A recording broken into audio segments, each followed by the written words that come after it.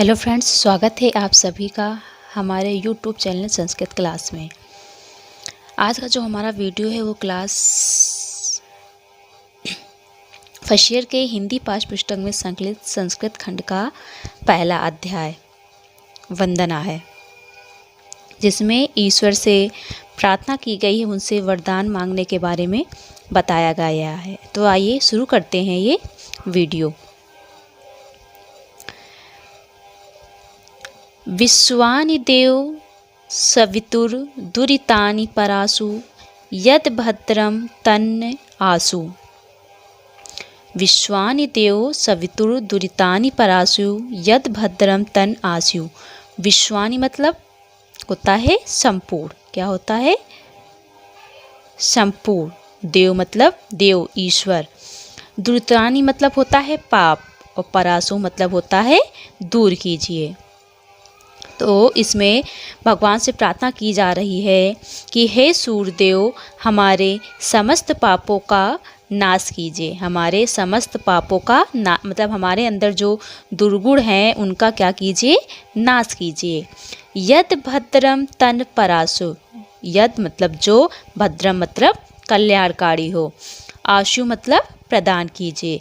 यद भद्रम तन आशु, और जो कल्याणकारी है वो हमें क्या कीजिए? प्रदान कीजिए। इस श्लोक में यह कहा गया है कि हे सूर्यदेव, हे भगवान, हमारे समस्त पापों का नाश कीजिए और जो हमारे लिए कल्याणकारी है उसे हमें प्रदान कीजिए। अगला देखते हैं। ईशा वासमिदं सर्वयत् किच् जगत्याम जगत तेन त्याक्तेन भुज्जिता माग्रथा कश स्विदम धनम।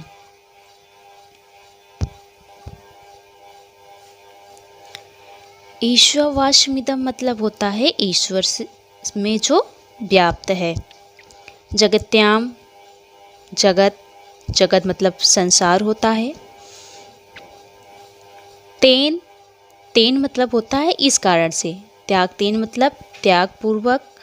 माग्रथा मतलब लोभ ना करो, लोभ यानी कि लालच।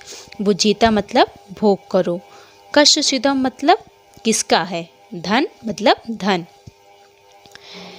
ईशा वासमिदम सर्वयत किज जगत्याम जगता मतलब कहा गया है कि इस संसार में जो कुछ भी जड़ चेतन है सब में कौन है? परमात्मा है।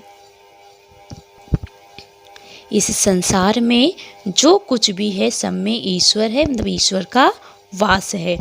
तेन त्याग तेन भुज्जिता माग्रथा कश सिद्धनम, इसलिए किसी भी चीज का लालच ना करो।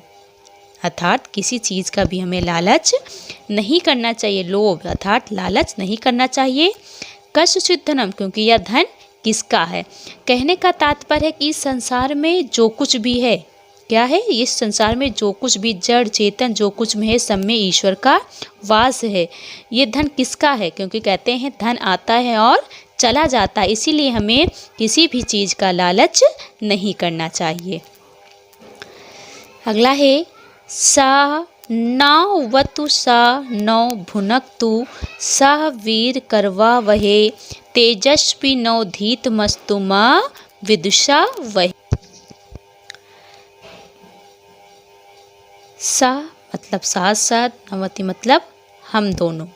सा नो भुनक्ति मतलब भुनक्तु मतलब रक्षा। सा नो मतलब साथ साथ। सा वीरियम, वीर मतलब वीरता या बल।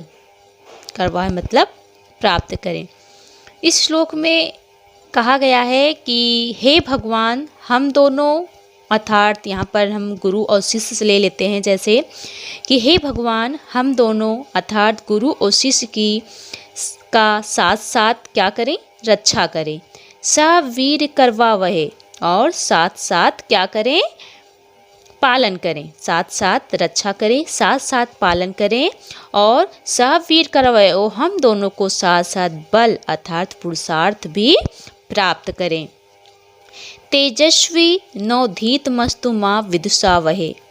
विदुषा मतलब परस्पर देश, तेजस्वी मतलब तेज युक्त। और कहा गया है हम दोनों का जो ज्ञान हो वो कैसा हो, तेज युक्त हो, और हम दोनों में कोई परस्पर द्वेष अर्थात ईर्ष्या ना करें। इस श्लोक में ये कहा गया है, भगवान से मांगा जा रहा है वरदान के रूप में कि हे भगवान, हम दोनों अर्थात गुरु शिष्य की साथ साथ रक्षा करें, साथ साथ हमारा पालन करें, हम दोनों को साथ साथ में बल अर्थात पुरुषार्थ प्राप्त करें, हम दोनों का जो अध्ययन है अर्थात जो ज्ञान है वो कैसा हो, तेज युक्त हो, और हम दोनों में कोई परस्पर द्वेष अर्थात ईर्ष्या ना हो। अगला है उत्तिष्ठत जागृत प्राप्त वारिणी बोधत। उत्तिष्ठत मतलब उठो, जागृत जागो, प्राप्त मतलब प्राप्त करो, वरण्य बोधत मतलब श्रेष्ठ ज्ञान। इसमें कहा गया है उठो, जागो और श्रेष्ठ ज्ञान को प्राप्त करो।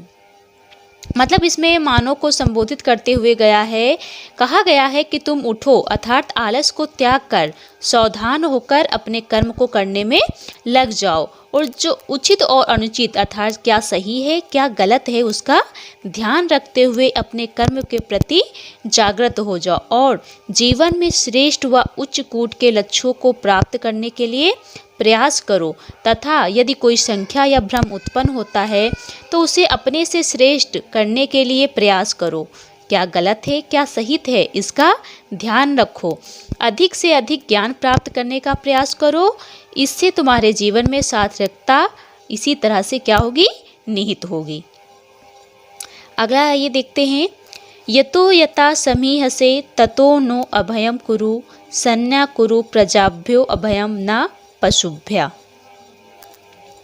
कहा गया है यतो यथा समीहसे ततो न अभयम कुरु, अर्थात हे भगवान आप यतो यथा मतलब जहाँ जहाँ से चाहते हो, अर्थात आप जहाँ जहाँ से उचित समझे वहाँ से हमें अभयम नो अभयम कुरु क्या करें, हमें अभय अर्थात निर्भय करें अर्थात डर से मुक्त करें। सन न कुरु प्रजाभ्यम ना प्रसिभ्या। प्रजाभ्य मतलब प्रजाओं का, ना मतलब हमारा। यहाँ पर देखिए दिया गया है सन्ना, तो यहाँ पर सा का मतलब होता है कल्याण और ना का सन्न का मतलब होता है कल्याण, और जो ना आ जाएगा उसका मतलब हो जाएगा हमारा। तो कहा गया है सन न कुरु प्रजाभ्यो मतलब प्रजाओं का, ना पशुभ्या, पशुभ्या मतलब होता है पशुओं का। और कहा गया है कि हमारी संतान यानी जो प्रजा रूपी जो हमारी संतान है उसका क्या कीजिए, कल्याण कीजिए, ना पशुभ्या और हमारे पशुओं को भय मुक्त कर दें। आइए फिर से ये देख लें, कहते हैं कि हे भगवान आप हमें समस्त डर से क्या कीजिए, निर्भय कीजिए, अर्थात जहाँ जहाँ से उचित है, जहाँ से आप उचित समझें वहाँ वहाँ से हमें निर्भय करें अर्थात डर से मुक्त करें, हमारी प्रजा रूपी जो संतान है उसका कल्याण करें और हमारे पशुओं को क्या करें, भय मुक्त कर दें। तो आज के लिए इतना ही। आपको यह वीडियो कैसा लगा कमेंट में लिख के ज़रूर बताइएगा।